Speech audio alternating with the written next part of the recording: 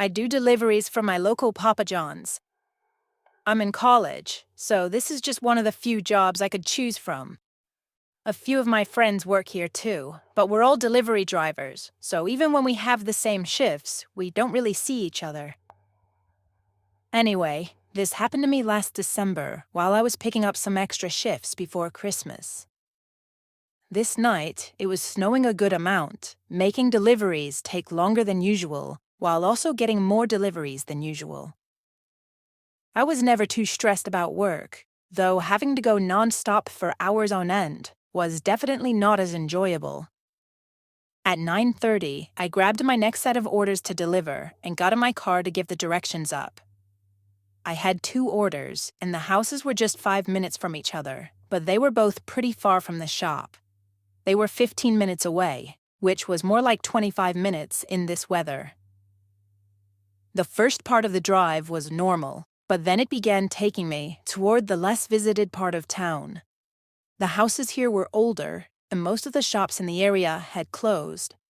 Nobody ever came around here unless they lived here, because it was so old and just wasn't up to today's standards. After 20 minutes of driving, I pulled into one of the neighborhoods and drove down the road toward the first house. The road was very bare, no cars parked on the side, and most of the houses kind of looked empty. Once I got to the first address, I parked on the road and walked up to the front door. A kind old man answered the door and paid for the pizza. Then I went back and set the directions for the next house. It was in the same neighborhood, but I realized as I drove that it was taking me deeper into the neighborhood, to the point where there were less houses and more space between them. By the time I got to the address, I couldn't see any other houses around. It was just trees surrounding the area. Again, I parked on the street and walked up to the front door. I knocked and waited patiently on the porch. It was pretty cold out, though, and the snow making my clothes soaked wasn't helping. Finally, after a minute, the door opened. It was a middle-aged woman who looked like she'd just woken up. Her hair was messy, and she had tired, emotionless eyes.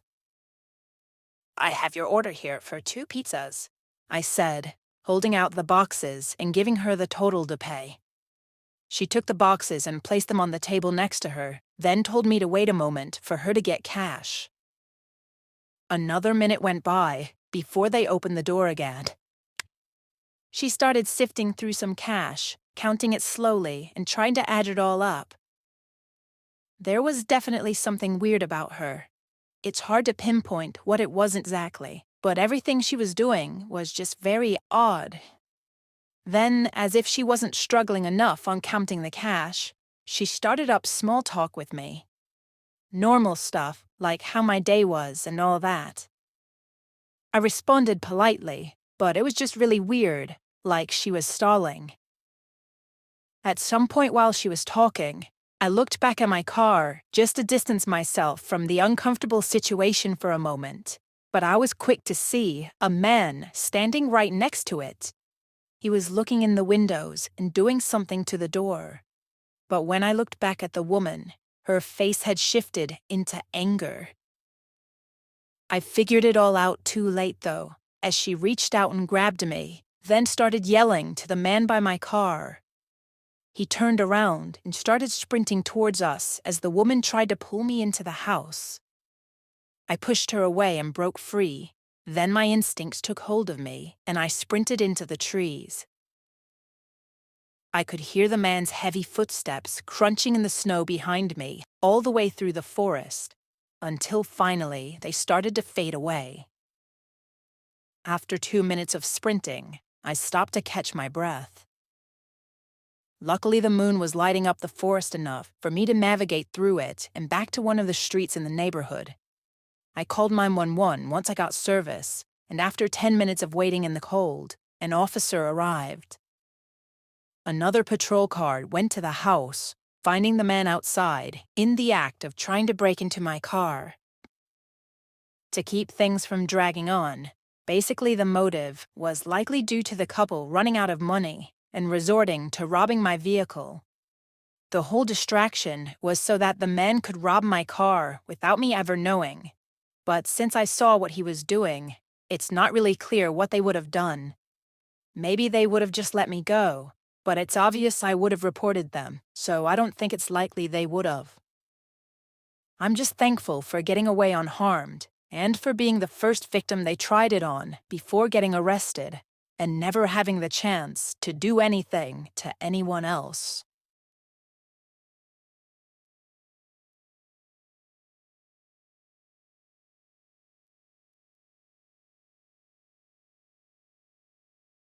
This was just last winter, in early February. I was driving to my next DoorDash order. I was a bit tired, as I'd been driving for the last 4 hours, and it was almost 12 a.m. After this one, I was definitely calling it a night and heading home, as I was worried about getting sleepy on the road, especially with all the ice and snow. I was driving down a fairly empty road, though. It was a side road that connected two of the main towns in our city, but there was a 5-mile stretch that had nothing. No buildings or houses or anywhere to stop. As I was driving down this section, I don't really know what happened, but I just got hit with a wave of tiredness that made me lose focus on the road for just a few seconds, but that was all it took, I guess. I hit a patch of ice and slid toward the side, and although I fully woke back up at this point, it was too far gone. I tried to steer back onto the road, but my car just slid straight off and into the small ditch between the road and the woods. It wasn't a bad crash at all, since the snow lightened the impact, but it still made me a little shaky, and I knew right away that it was going to be impossible to get out of this. My car was stuck on the incline of the ditch and in thick snow. I didn't even bother getting out to try and see how bad it was, though I did test my luck at trying to maneuver the car to get some traction, but if anything, I just made it worse. In the middle of trying to figure everything out, I noticed a car's headlights down the road. At first, I thought it was just a car passing by, but after a few seconds, it was clear that they weren't moving. Someone must have just been parked down the road with their headlights on, which I found to be a little unnerving at the coincidence of it being on this long, empty road. They weren't close enough to have stopped to try and help me, but they weren't far enough either to not see my headlights. I pulled out my phone and called my dad, knowing he'd still be awake and hoping he'd be able to help me. I'd never been in a situation like this, so I really didn't know what to do. He said he would call roadside assistance and then drive down to wait with me. I thanked him and felt relief knowing he would be down here in just a few minutes. I looked back out on the road, looking for the headlights from the car I'd just seen, but now they were gone. It was too dark to see anything that far without lights, so I didn't know if they'd driven away or were still there and had just turned off their lights. It started to creep me out the more I thought about it. I kept my eyes down the road, not looking away for more than a few seconds as I began getting paranoid. It was something about the silence as well that made it more uneasy, only hearing the wind outside my car and nothing else. Then, after 3 minutes of waiting, I saw a figure walking toward my car. He was down the road, coming from the direction where the headlights had been. I watched him as he slowly made his way through the snow, getting to just about 15 feet from the front of my car. Then he stopped. He stood there in the snow, facing me, but not moving. I couldn't see much of him as he had a hoodie covering his face, but the way he just stood there in my headlights started to terrify me. After a moment, I honked my horn softly a few times, just to let them know that I was in the car and that I could see them. They still didn't move or acknowledge me, but just as I was pulling out my phone to call my dad again, the man turned around and walked away, disappearing down the road. I still called my dad to let him know about this really strange person that was out here, and he said he was just a minute away. I stayed on the phone with him this time, and only 30 seconds later, I saw headlights turn on down the road and begin moving toward my car. Once they were right across the road, they parked and turned off their lights. I couldn't see over the ditch, but I heard a door open as I yelled through the phone what was going on. But then my dad's car pulled right in front of my view and screeched to a stop. I heard him yell at someone as they got back in their car and sped away.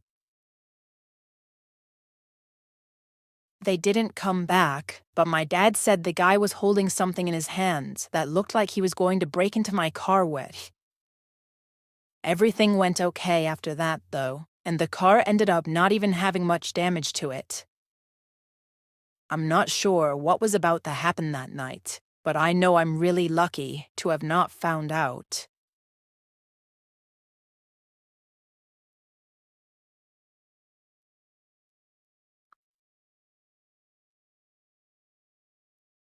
I do Uber Eats on the weekends, and sometimes on days when school is out. This happened just a couple weeks before our school's holiday break. It was a Friday night, and I didn't have any plans at all, so I figured why not make a few bucks instead of being bored and laying around the house all day. I started driving and set up the app to start getting orders. It wasn't snowing out, but it was really cold and windy, and there was still a thin layer of snow on the roads from earlier in the day. I think it was 6 p.m. when I started, and I did a few orders before I got one to pick up from a nearby Burger King. Once I got the food, I checked on the app where I was going. It was clear at first that it wasn't a house address, but when I zoomed in, I was a little more confused to see it was at the corner of two streets, looking like maybe a gas station.